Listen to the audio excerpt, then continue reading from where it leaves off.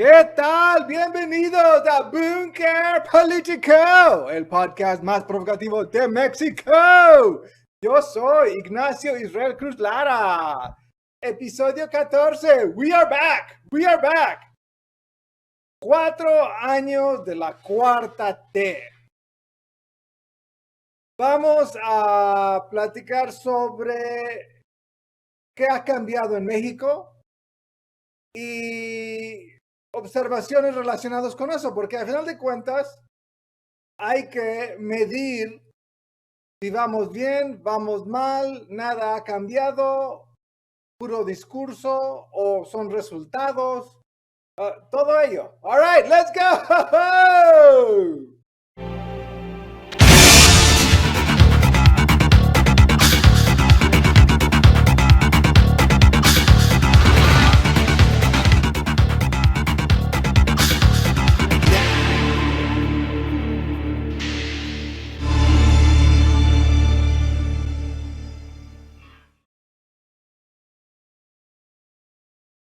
All right, we are back. Yo soy Ignacio Rey Cruz Lara. Este es Bunker Político, el podcast más provocativo de México.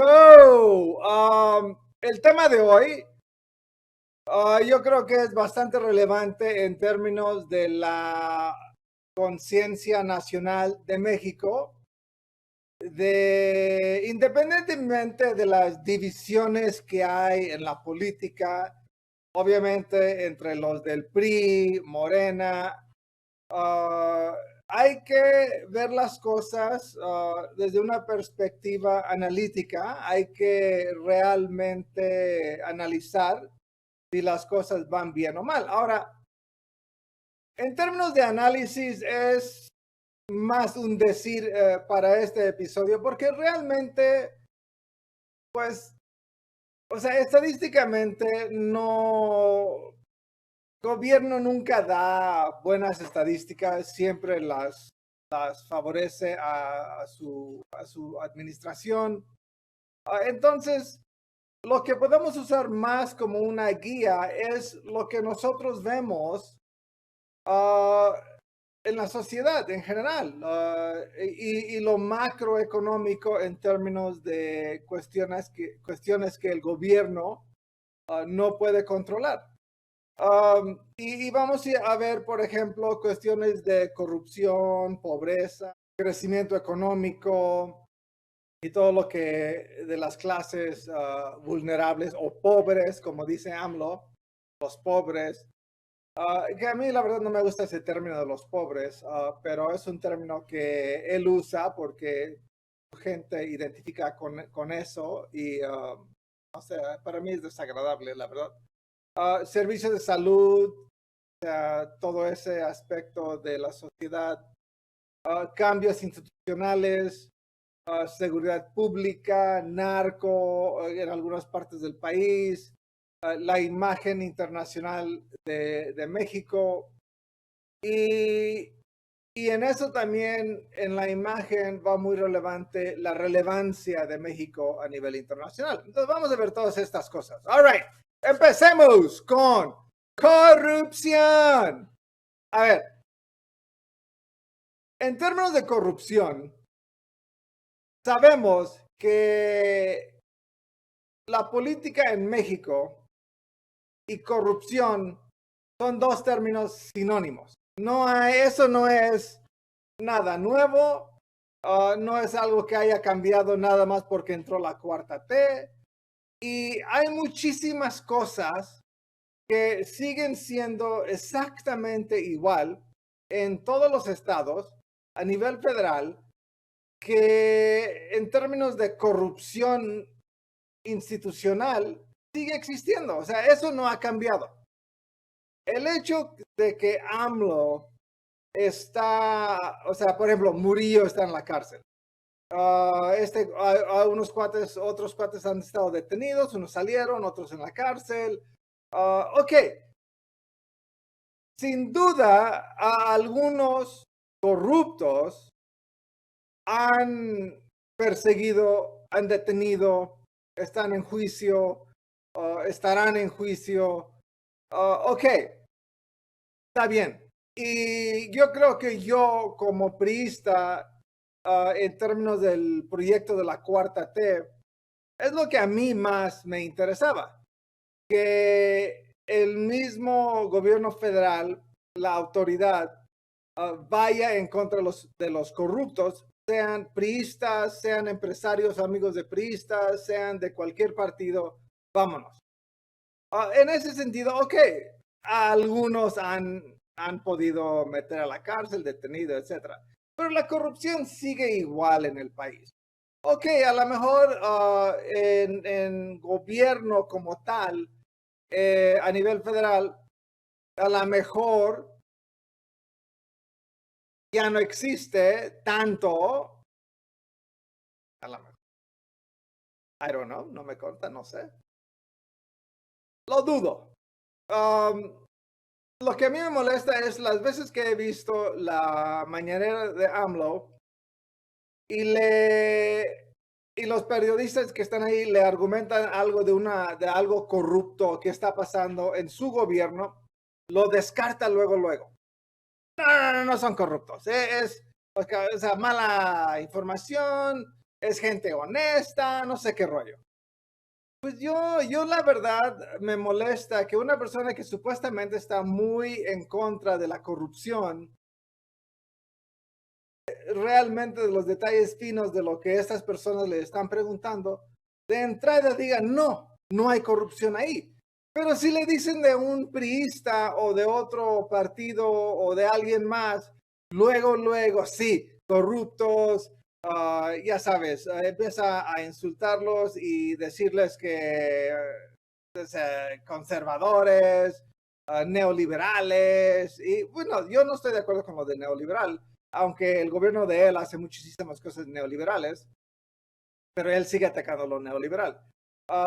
También hace algunas cosas conservadoras y sigue atacando a los conservadores. Que asociar neoliberal con conservador no tiene mucho sentido porque son dos conceptos muy distintos. Y pensar que el neoliberalismo excluye al liberal, o sea, es neoliberalismo, y él siente que puede excluir a los liberales de ahí, pues equivocado. Entonces, eso sí me molesta mucho, de que no hay mucha congruencia en términos de ir sobre toda la corrupción institucional de los gobiernos. En muchos estados, la corrupción sigue fuerte, fuertísimo. Sean gobiernos de Morena, del PRI, PAN, lo que sea. O sea, la corrupción a todos los niveles, a niveles estatales, municipales, federales, pero yo no veo que eso cambie en absolutamente nada. Que él, por ejemplo, como gobierno federal y el presupuesto federal, le dé mucho mejor uso y puedan comprar, o sea, por ejemplo, la refinadora en Deer Park, en Texas, que pueda hacer varias obras, mega obras para el país. Ok, está bien, pero eso no quiere decir que no haya corrupción. Simplemente él está mejor aplicando el presupuesto federal. Y acuérdense, el petróleo está relativamente alto a como estaba en otros sexenios. Entonces, ahorita estamos alrededor entre $100, $80, $110, o sea, está en un rango bastante positivo y tiene más dinero. No, o sea, obviamente yo no tengo acceso a todos los números, yo creo que nadie tiene acceso a todos los números de todos estos fondos y de lo que realmente se está ahorrando en términos de aplicar el presupuesto federal y argumentar de que porque no hay corrupción y el presupuesto federal se está aplicando bien, por eso se pueden comprar todas estas cosas. Yo la verdad no sé qué tan cierto sea eso, yo la verdad no lo creo, porque como digo, la gran parte del presupuesto federal viene de petróleo, el precio de petróleo ha estado muy alto en los últimos años, 2 años, uh, aunque está relativamente alto y hay más dinero. Entonces, ok, ataca corrupción, ok, está bien. O sea, bueno, más bien, va sobre algunos corruptos. Y eso está bien, o sea, está bien. Yo quiero ver a más gente en la cárcel del partido que sea. A mí me da igual. Para mí un corrupto es un corrupto, sea del PRI, PAN, PRD, Morena, lo que sea. Para mí es lo mismo. Para él pareciera que no. Y va sobre nada más los que son oposición de su movimiento. O sea, de otros partidos que no sean Morena.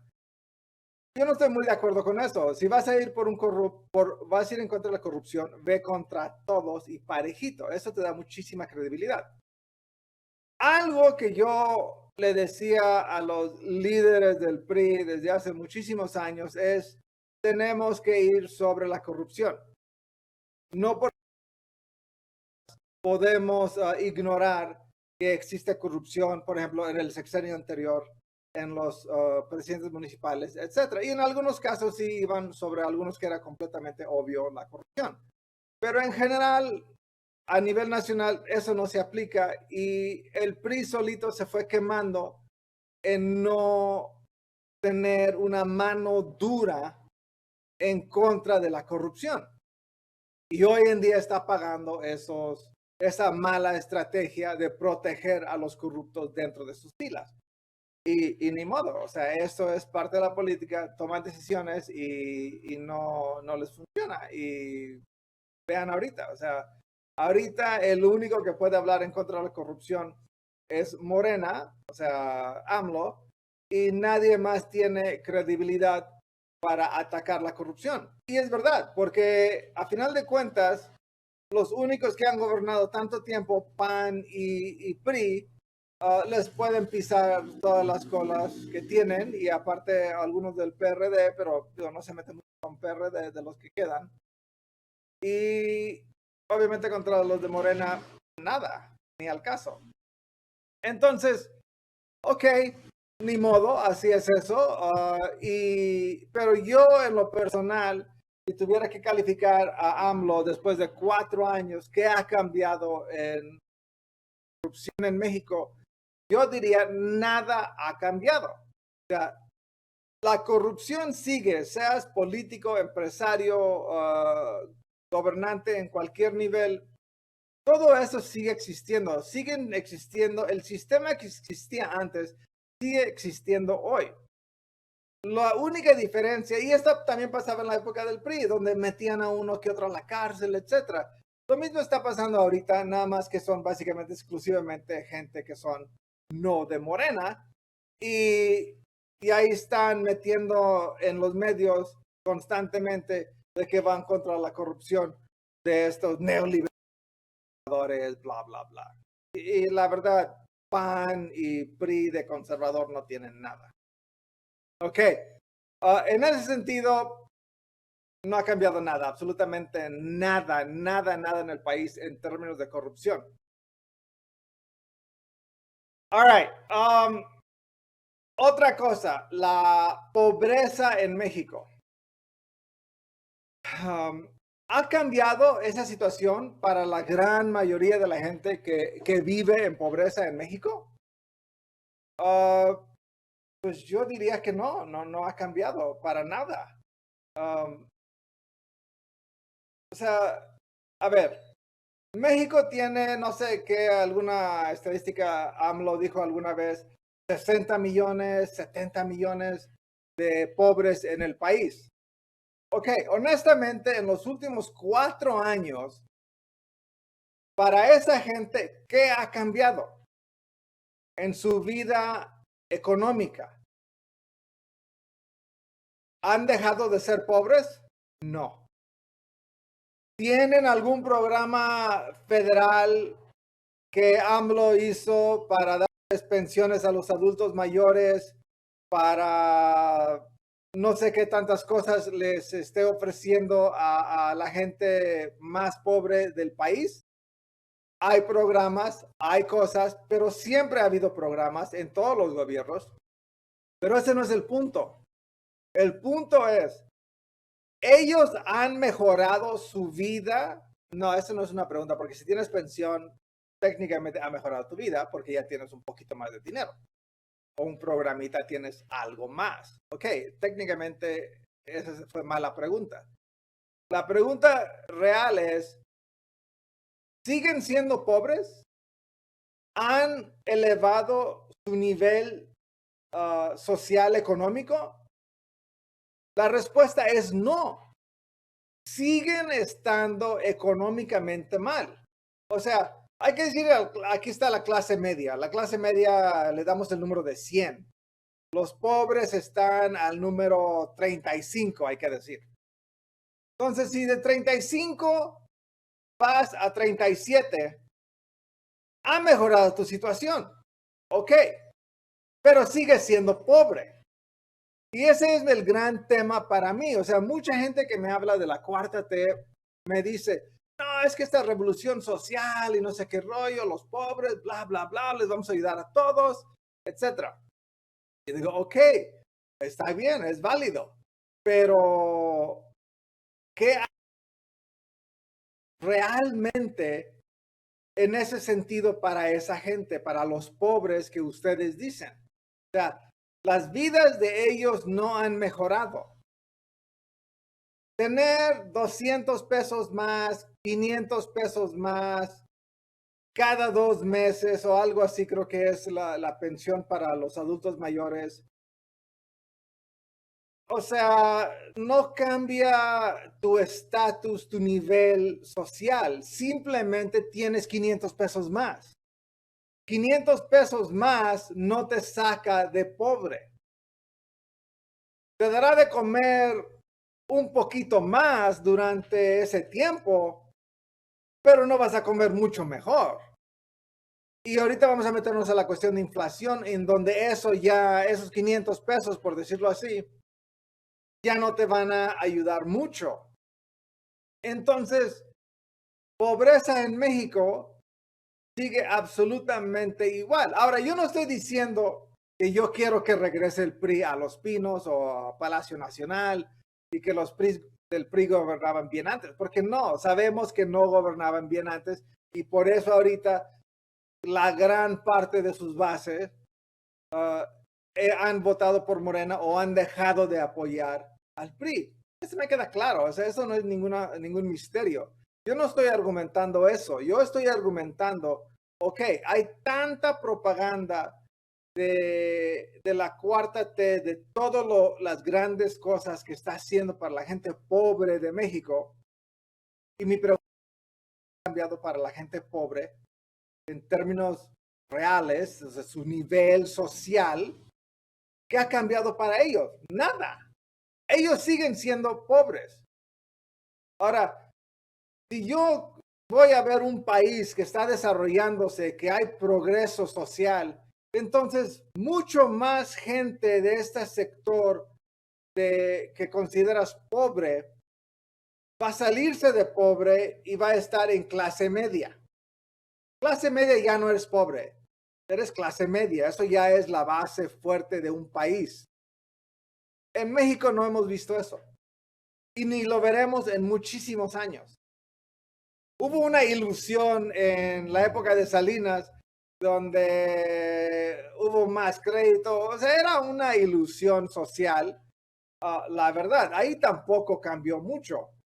Más gente había en clase media, pues tal vez, pero realmente, como digo, el gobierno manipula las estadísticas como quiere y, o sea, yo no, o sea, sí veías, o sea, más en términos de créditos para la gente, poner sus negocios y todo ese rollo, pero estaban endrogando, la economía estaba como que creciendo y a final de cuentas no era algo sustentable y todos los que pudieron irse de pobreza volvieron a caer y inclusive muchos de los que tenían muchísima lana también cayeron porque perdieron mucho y la economía se derrumbó durante casi una década después de eso. Entonces, yo no veo ni he visto desde todo lo que he estudiado sobre la economía y lo socioeconómico de México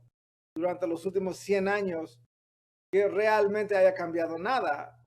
en términos de estos movimientos sociales, de nivel social de la gente, de su poder económico, ni con los booms que hubo del petróleo en los 70s, ni cuando Cárdenas expropió el petróleo. De hecho, metió a México en una situación económica muy grave durante otra década y media y se tardó muchísimo tiempo para salir de esa crisis financiera que la expropiación generó. Pero ahora ven a Cárdenas como que un héroe nacional. Ahora, esa fue una mala decisión económica porque no se supo hacer bien. Y escribí todo un libro sobre ese tema que llamo el desafío sistémico. Y tiene que ver un poquito más de otras cosas. Pero el caso de estudio fue México para el desafío sistémico. Ok, entonces, digo, ese es otro tema y yo puedo hablar de eso mucho tiempo. Ok, pobreza en México. Yo sigo viendo la misma cantidad de gente en las calles pidiendo limosna, trabajando los semáforos, desempleo, calidad de vida, poder adquisitivo. Yo no veo que nada esté mejorando en esos sentidos. Todo sigue absolutamente igual o peor. Y peor por la cuestión de inflación. Eso es, yo creo que un tema importante en México y los subsidios que el gobierno federal mete a sea petróleo, sea a algunos insumos como electricidad para la gente, o sea, CFE, etcétera. Todos esos subsidios artificialmente mantienen algunos precios bajos, pero no puede hacerlo con todo, porque vemos que el aguacate de repente es carísimo, el huevo ha subido, ya la tortilla va a subir o subió. Ya no, no sé. ¿Qué más? Vehículos, rentas, carnes, todo está subiendo porque el gobierno federal no puede mantener esos precios controlados. No hay suficiente dinero para mantener esos subsidios. O sea, no lo hay. El campo lo trata de subsidiar de muchas formas, por medio del agua, algunos programas de ayuda a los campesinos, etcétera, pero en general eso no funciona porque toda la gente que está haciendo el comercio, todos los los campesinos, los agricultores, etcétera, tienen gastos aparte de, por ejemplo, su semilla o su agua. O sea, todavía tienen gastos operativos que no son subsidiados por gobierno. Entonces, en ese sentido, no puedes controlar los precios y México, la inflación existe y existe en todo el mundo ahorita y eso no lo está controlando bien. La gasolina en México, en los lugares en donde yo he estado, o sea, la verde, la magna creo que se llama, está 21 a 24 pesos y la suprema, la otra, la más cara, pues obviamente más cara. Entonces, no hay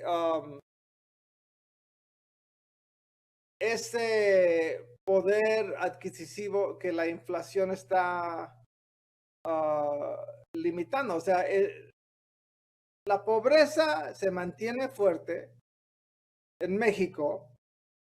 La inflación no está ayudando con esa situación de pobreza de la gente. Y ahorita ya vamos a hablar de la cuestión económica más a detalle. Ok, ahora, económicamente, el crecimiento económico del... O sea, hablamos de la pobreza y todo eso como a nivel micro de la gente.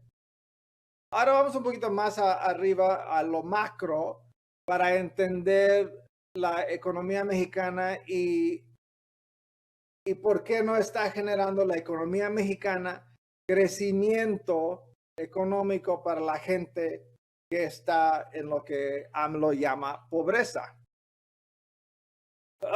Los salarios no suben. Es una realidad.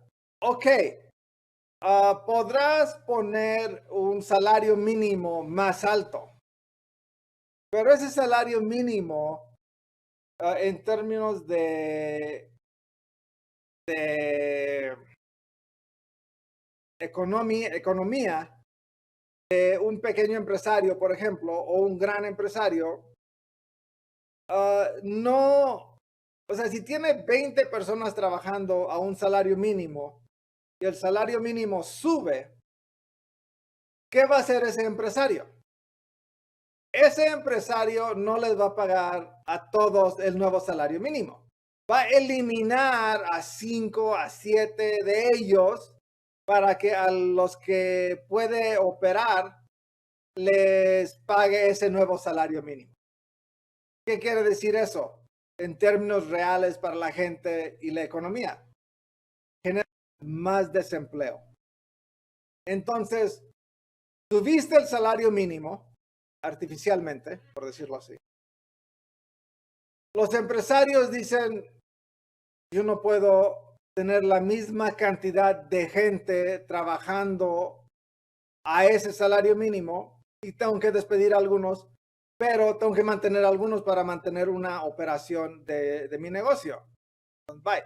Entonces, ¿qué es lo que pasa? Entonces, tienes a más gente desempleada buscando empleo y ellos encuentran empleo y la gente le dice, ok, yo te pago el salario mínimo, pero tienes que trabajar, o sea, las 15 horas al día, 7 días a la semana, y ni modo, porque si no lo hago así, no me sale. Entonces, ¿qué está haciendo esta política económica de subir el salario mínimo artificialmente? Y cuando digo artificialmente, digo que es un estándar que el gobierno sube y establece, pero no es algo que el mismo mercado ha generado. Por ejemplo, si tú eres un doctor, obviamente el mercado, la economía, te va a pagar más que un salario mínimo porque vales más para la economía. Y, y un salario mínimo a ti no te importa porque la economía misma, el mercado mismo ha establecido un rango más alto para ti.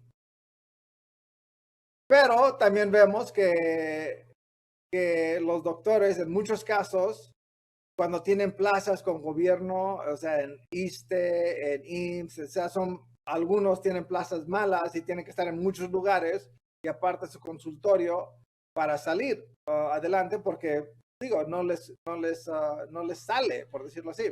Y plazas federales sí son buenas, pero, digo, te dan horas, es un show, ¿no? Entonces, se hace muy complejo el tema ya cuando lo empieza a ver en los diferentes sectores. Entonces nos enfocamos en el salario mínimo. Entonces, la gente con el salario mínimo no puede generar mucho crecimiento económico para ellos mismos y mucho menos para el país. Entonces, ¿qué es lo que pasa? Te mantienes en tu nivel económico social, pobre, como lo dice AMLO, y de ahí no sales, ahí te quedas estancado. Estás tratando de sobrevivir. Ahora, las fábricas, toda esa inversión que viene a México, esos son en gran mayoría empleos de salario mínimo. Y son empleos que rotan muy rápido en la economía. Es decir, tú entras ahí, no aguantas porque te pagan mal, trabajas muchas horas, es muy pesado y dices, no, o sea, ese trabajo no sirve, o sea, es un trabajo pésimo y prefiero irme al norte o vender en el mercado a ver qué fregados hago a que estar ahora. Esa es la realidad de muchas de esas fábricas que vienen a invertir en México. No te ofrecen gran empleo, te ofrecen un salario para que no te mueras de hambre en gran parte. Y eso lo podemos ver principalmente en el norte. Pésima situación económica con todas esas maquiladoras. Pésimo, pésimo. Y México no sabe aprovechar bien su cuestión de una mano de obra mucho más barata que Estados Unidos y a la vez ser atractivo para los trabajadores de México para que por lo menos suban a clase media. O sea, no lo hace. ¿Por qué? Porque es manipulado por el sistema económico mundial neoliberal que tanto se queja AMLO, pero todo el norte es así. Todas las maquiladoras, fábricas que encuentras en todo el país, en todas las regiones, operan bajo este modelo neoliberal y siguen existiendo en México. AMLO no ha quitado eso, ni lo quitará. O sea, no puede. O sea, es imposible porque tiene miedo que se vayan a otro país a maquilar. Pero no lo van a hacer. Pero como son fuertes poderes económicos que como de Estados Unidos o de otros países, pues les ponen presión a México y ni modo, no puede hacer mucho más a México y tiene que básicamente dejar. All right, entonces, ok, inflación, la paridad con el dólar, por ejemplo, igual está, está relativamente estable, pero eso también se debe a otra cosa, se debe a que México mete su dinero a la reserva, o sea, con dólar. Entonces, si mantiene muchas reservas en dólar, o sea, si lo ves en términos de mercado, es como comprar acciones de una empresa. Entonces, mantiene el dólar y su paridad con el peso se mantiene estable o alta. Y no hay devaluación en ese sentido. Si vendería todos sus dólares, pues se desploma la paridad y el dólar peso cambiaría mucho.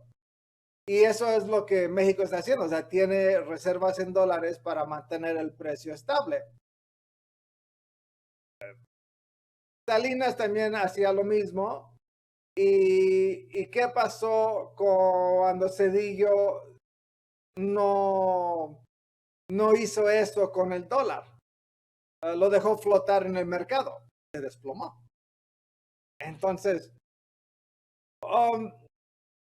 lo estoy simplificando, pero esa es la idea de todo esto de dólar peso. Entonces, ok, el dólar está estable contra el peso, aunque sea artificialmente, pero tienes todo este dinero en dólares en reserva que literalmente no puedes gastar. Pero ¿qué haces con ese dinero? Pides préstamos. O sea, te pagan, o sea, Banco Mundial, quien sea donde tengan los dólares, o sea, igual en documentos financieros como bonos americanos, etcétera, tienes tus dólares, te paga un 3% de interés, 2% de interés, y cuando le pides dinero prestado de tus dólares a estas instituciones, pagas 16, 18% básicamente porque te prestan tu propio dinero. Dime si eso es negocio. Digo, para el país pidiendo la lana no es negocio, para los que ofrecen, sí. Ok, entonces, todo esto en términos de crecimiento económico, yo diría que aunque la economía mexicana está relativamente estable, no está creciendo. No hay, pero no ha crecido en muchísimas décadas, o sea, está como que al par, o sea, la gente se mantiene pobre, la economía sigue en el rango donde está a nivel mundial y todo sigue normal, o sea, no está pasando nada relevante para decir, wow, México hay un crecimiento económico que le está dando muchísima oportunidad a la gente y muchísima gente está saliendo de la pobreza y está subiendo a la clase media. Eso no hay. O sea, y no lo ha visto en muchos años y no se ha visto durante estos últimos 4. Y sí he visto que el presidente AMLO presume mucho de la economía mexicana, pero en esos términos reales no ha cambiado nada, absolutamente nada.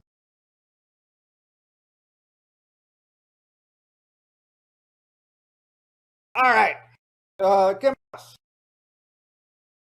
Um, Servicios de salud en México siguen pésimos.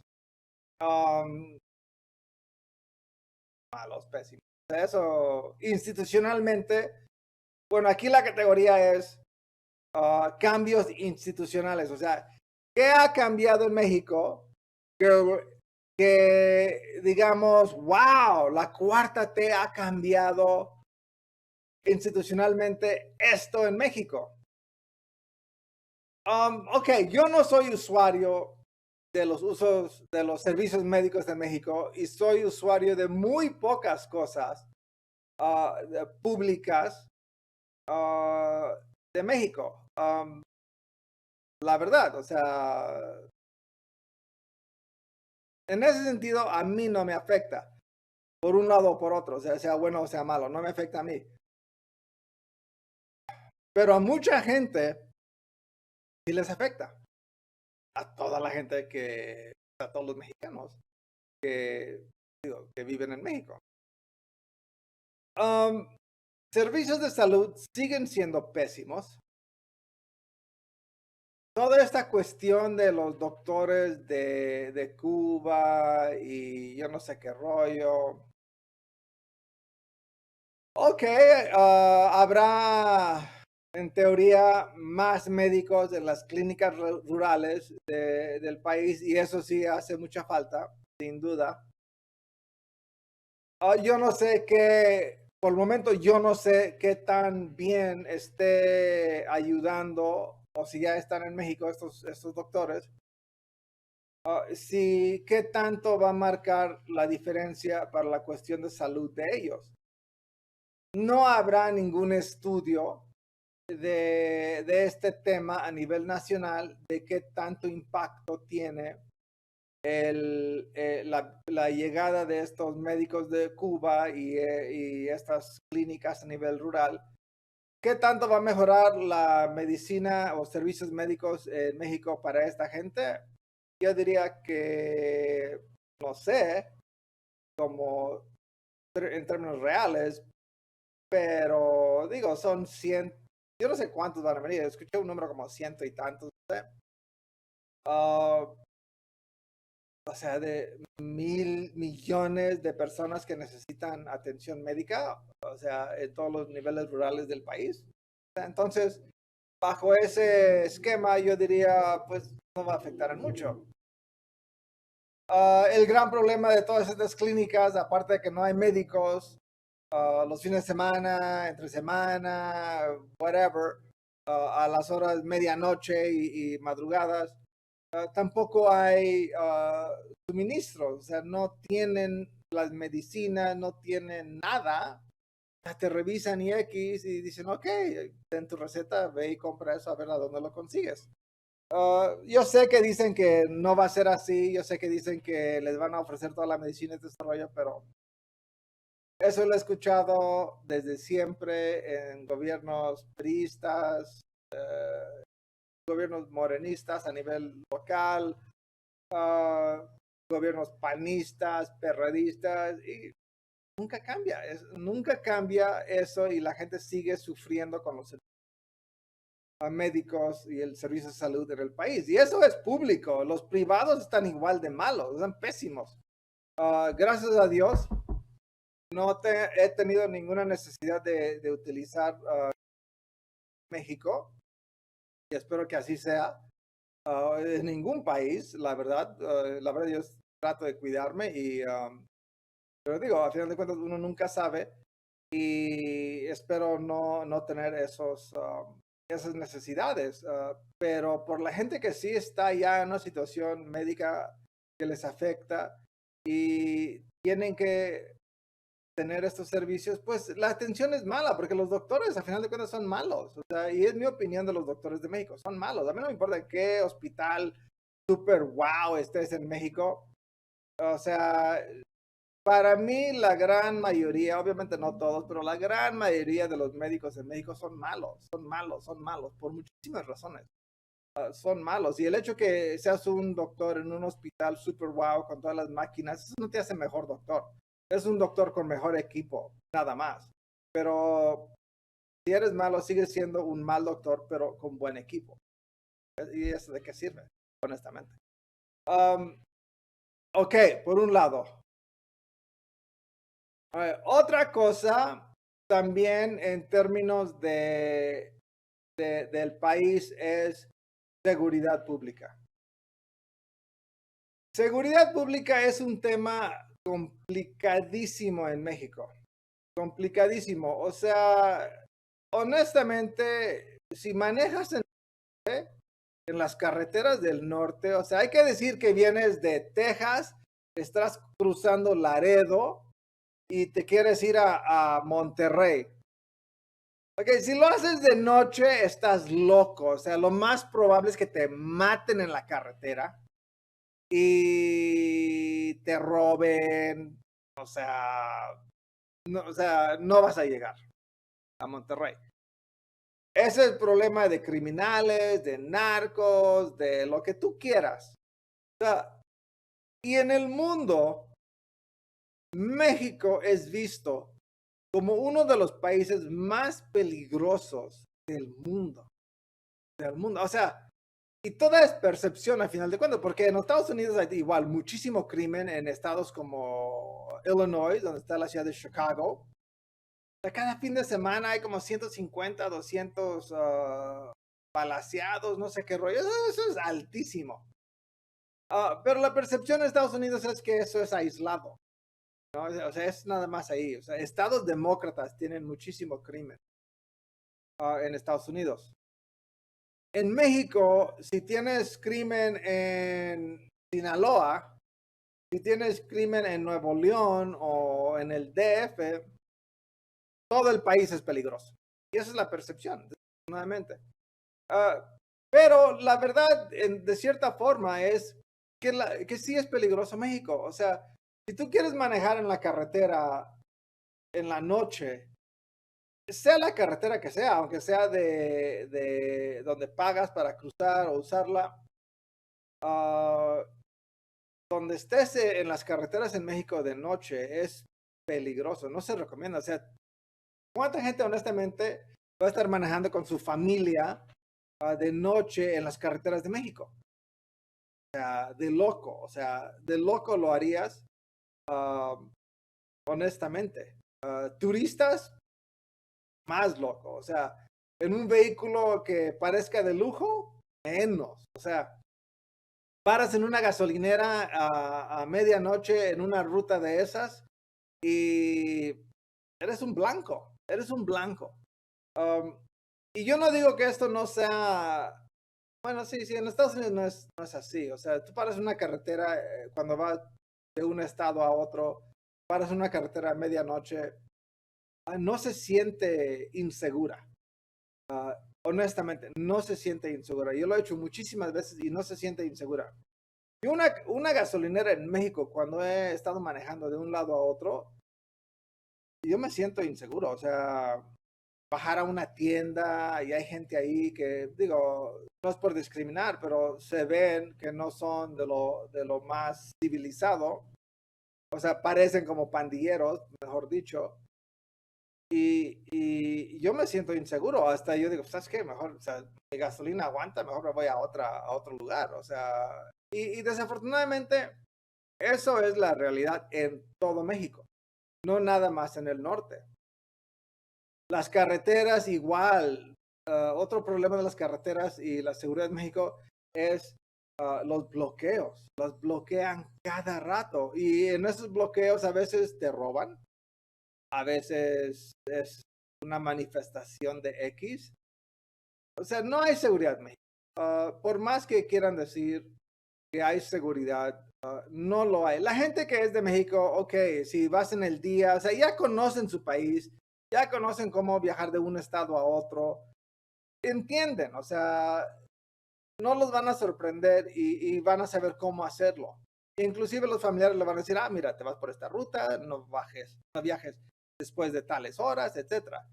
Pero si no estás acostumbrado a eso, vas a conducir en esas carreteras, vas a ir a esas ciudades y te vas a sentir inseguro, completamente inseguro. Entonces, en ese sentido, no ha cambiado nada durante los 4 años de AMLO. Y digo, no es culpa de él. O sea, nada de lo que no ha cambiado en México es culpa de AMLO. O sea, son tareas que no se van a resolver en 4 años, en un sexenio, ni en una década. Son cosas mucho más complejas que van a tardar muchísimo tiempo. El argumento aquí en todo este podcast, en este episodio, es que ha cambiado. O sea, porque la respuesta no es nada. Pero no es una crítica a AMLO, no es una crítica a la cuarta T, porque el problema es tan grande que si realmente uno lo ve con un criterio honesto y un criterio real, pues va a reconocer que no ha cambiado nada. Toda la propaganda de la cuarta T, inclusive de AMLO, es que todo ha cambiado, es un nuevo país, etcétera. Eso no es cierto, o sea, no es cierto. Y eso es a tole con el dedo. Pero digo, entiendo, es una cuestión política, entiendo que tiene que terminar con el PRI y no permitir que vuelvan a ganar, por lo menos a esa escala. Ok, lo entiendo como táctica política completamente, pero él supuestamente no es tanto un político, sino un gobernante para todos. Pero este gobernante para todos le echa mucho al PRI, al PRIAN, a los conservadores. Entonces yo no, o sea, me molesta su discurso que es un gobernante para todos. Y luego creo que una vez dijo que no, para ellos no, nada más por los que votaron por él. Entonces te digo, o sea, son detallitos así que a mí sí me molestan, porque a final de cuentas es un gobernante, es el gobernante del país y debe de dejar de estar atacando a todo mundo que no es de su ideología por el fin de seguir ganando elecciones. Porque lo que está generando es una división social. Él piensa que está uniendo todos bajo su bandera y no es así. Está generando muchísimo resentimiento entre sus seguidores contra los que no son sus seguidores. Y eso en algún momento podría estallar como violencia social. Y en algunos lugares se ha dado. Pero el tema es eso, ¿no? A final de cuentas, si es un gobernante para todos, no puede estar echándolos a pelear a los diferentes grupos. Entonces, es un poquito diferente de lo que estamos hablando de seguridad social nacional, pero digo, a fin de cuentas, eso es. Ok, el último punto es la imagen internacional, la relevancia internacional de México bajo la cuarta T. Y honestamente, no está mejor y no está peor. Está igual. E igual para México y su relevancia internacional es nada. Ok, muchos se van a molestar. ¿Cómo? La relevancia de México, ¿cómo puedes decir que no es nada? No es nada, honestamente. Um, en la ONU, ¿se acuerdan hace un año o más? AMLO fue a la ONU, presentó su gran propuesta ideológica de ayudarle a todos los pobres del mundo y no sé qué rollo. Y muchos países se comprometieron con su plan, pero nadie dio un centavo. Nadie dio un centavo. Porque él básicamente quería que todos los países ricos del mundo y los empresarios más ricos del mundo paguen para resolver este problema de pobreza en el mundo.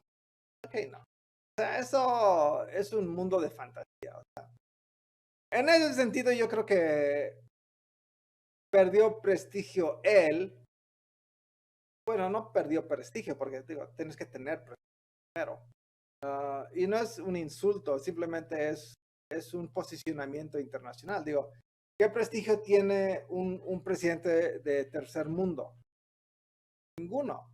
¿Qué prestigio tiene, sea quien sea, del partido quien sea, el presidente de Estados Unidos, el primer ministro de Inglaterra, de Francia, e inclusive Canadá, y el de Canadá es un inútil total. A eso me refiero. O sea, si vienes de estos países de primer mundo poderosos, sea quien sea que esté al frente, tiene un nivel de prestigio y sí puedes bajar y sí puedes subir. Pero inicias con un alto nivel de prestigio. México es México. México, whatever. No pasa nada. Entonces, en ese sentido, ok, yo creo que se demuestra como un idealista, una persona que no entiende el sistema internacional, no entiende cómo funciona el dinero a nivel internacional, el poder a nivel internacional, y se ve como un estudiante universitario que acaba de estudiar Marx y quiere que todo el mundo sea justo y que toda la gente viva en paz, etcétera. Y como les digo, ideológicamente eso suena muy padre. Pero eso nada más es teórico, eso no funciona en la vida real. No funciona a nivel internacional cuando tienes todos estos poderes peleando por recursos limitados. O sea, tu país, otro país, todos están peleando por lo mismo, sea dinero, sea petróleo, sea minerales, sea influencia, sea lo que sea. Entonces, todos están contra todos peleando y nunca van a ser amiguitos y ser las paces para siempre. No funciona así el sistema internacional. Yo no estoy diciendo que eso es bueno o malo, simplemente estoy diciendo esa es la realidad. Y esa es la realidad que se ha dado durante 5,000 años desde que el primer tribu se enfrentó con el otro tribu en donde sea, cuando las primeras personas humanas estaban organizando. O sea, eso no cambia, la naturaleza humana no cambia porque tú siempre vas a querer proteger los intereses de tu grupo antes de los intereses de otro grupo. Punto. Así de simple. Entonces, en hacer eso, pues obviamente un país como México, que quiere que todos los ricos den lana, todos los ricos van a decir, ¿por qué voy a dar lana para ustedes? O sea, pónganse a hacer más industrias, ser menos corruptos, y generen riqueza para su gente. Y digo, no es tan fácil como así, ¿verdad? Pero digo, es lo que ellos van a decir y lo dicen. Entonces ellos ven a México, ven a América Latina, ven Asia, ven África, dicen, bola de países um, pobres, hagan algo. Y no es justo realmente esa perspectiva porque son los países europeos que los conquistaron, que les extrajeron toda su riqueza y los dejaron en esa situación. Pero esa es la realidad del sistema. O sea, tú no puedes quedarte en esa ideología y decir, no, es que ellos abusaron de mí hace 500 años y apenas se fueron hace 100 y no sé qué rollo. Y ok, o sea, lo entiendo. Pero no puedes vivir en una condición de víctima y ese ser tu pretexto de por qué tu país es pobre. O sea, México podría ser un país tan rico teniendo a Estados Unidos de vecino y sigue siendo de los más pobres del mundo. O sea, su economía podrá estar en el top 10 o donde esté la economía mexicana en este momento, pero entre el lugar donde está México y el que sigue, la diferencia es inmensa. Y no hay pretexto más que generar desarrollo económico. Pero si sigues los mismos modelos económicos de siempre, neoliberales por los últimos 50 años, fábricas, inversión extranjera, bla, bla, bla, en 50 años México va a estar igualito. Estés con Cuarta T o algún otro partido que surja, o el PRI o el PAN, vas a seguir igualito en 100 años, en 50 años.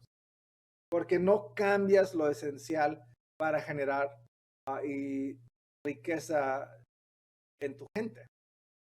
All right. Entonces, la pregunta, o sea, es, o sea, 4 años de la Cuarta T, ¿qué ha cambiado? La respuesta es nada. Años en 50 años. porque no cambia. México, el podcast más provocativo de México. Baby boys, I will see you soon. I will see you soon. Bye. I love you.